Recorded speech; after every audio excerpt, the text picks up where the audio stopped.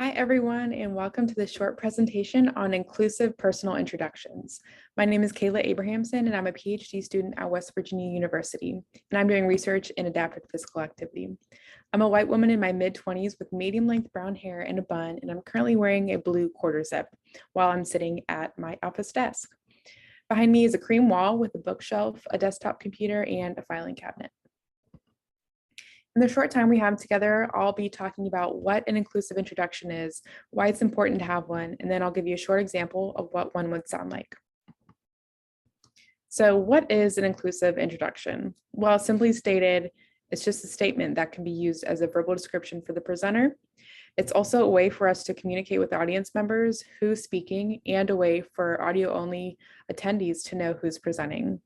For example, a person who's blind or visually impaired may be using the audio only feature, which means that they're not seeing what is being presented or who is presenting. Now, this leads me to my next point of why we should include inclusive introductions in our presentations. First, we want to engage all attendees regardless of how they're receiving information. As stated in the previous slide, attendees might have a visual impairment or a learning difference, which can make it difficult to see or interpret visual information.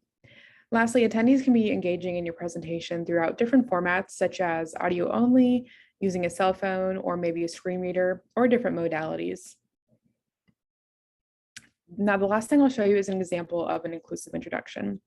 As a presenter, I would start off with saying, "Hi, everyone. My name is Jane Doe from Anytown University.